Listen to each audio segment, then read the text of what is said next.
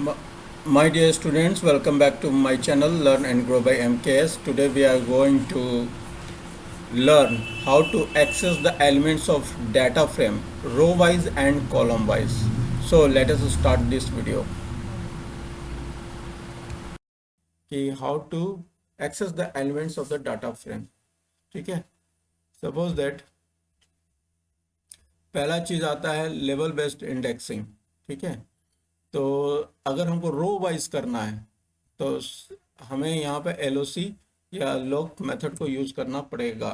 ठीक है, तो इसके लिए हम लोग df7 इज इक्वल टू लिखते हैं df7 dot LOC square bracket के अंदर सपोज दैट हम यहाँ पर मैथ्स लिख देते हैं, सिंपली मैथ्स.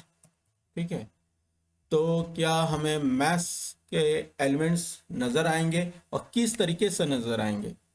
यहाँ पर जब भी हम लोग एक्सेस करेंगे एलिमेंट्स को रो में तो वो सीरीज में नज़र आएगा. देख लीजिए,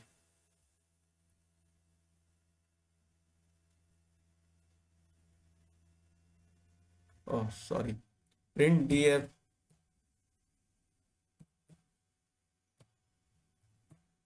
df7 यहाँ करना पड़ेगा तभी हमें ये नज़र आएगा. देखिए यहाँ पर सीरीज में नज़र आ रहा है, यानी कि हमने मैथ्स सब्जेक्ट में हर स्टूडेंट्स के कितने मार्क्स आए हैं वो यहाँ पर ये शो कर रहा है. लेकिन साथ में वो मार्क्स किस स्टूडेंट्स के हैं उनके कॉलम के भी नाम को दे रहा है कि राम को 10 है, अमित को 30 है और रिया को 60 है. ठीक है, इस तरीके से नज़र आता है. अगर हम यहीं पे कॉमा देते हैं और साथ में हम हिंदी लिख देते हैं, ठीक है, then it will show just like a table. जब हम मैथ्स और हिंदी को जब भी हम शो करेंगे देन क्या होगा कि टेबल जो मेरा नज़र आएगा जिस तरीके से डाटा फ्रेम में हमें नज़र आता था फिर ये उसी तरीके से नज़र आएगा. ठीक है, अब हम लोग आगे बढ़ते हैं, फिर सिंगल रो को करके देखते हैं.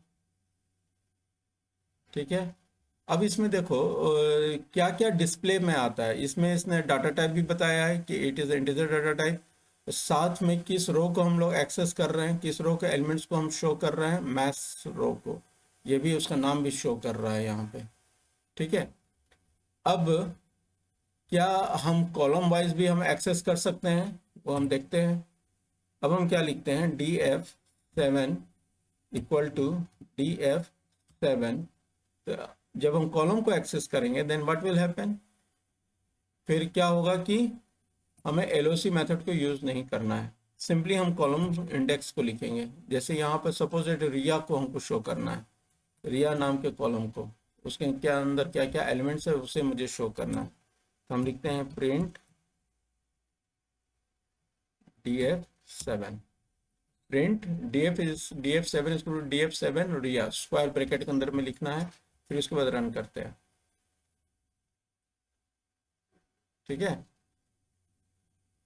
देख लीजिए df7 में रिया का मार्क्स को इसने यहाँ पर 60 मैथ्स का उसने शो किया हुआ है.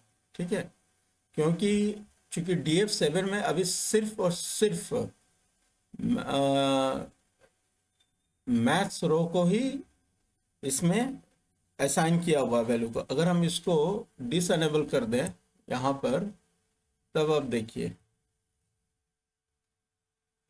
अब रन कीजिए.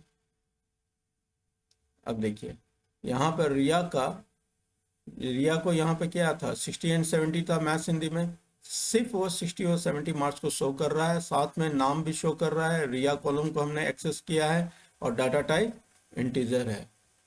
ठीक है, is that clear to all of you. My dear students, अगर आपको ये वीडियो पसंद आया है तो फिर आप इसको please like share comment and subscribe कीजिए. Till then good bye and take care.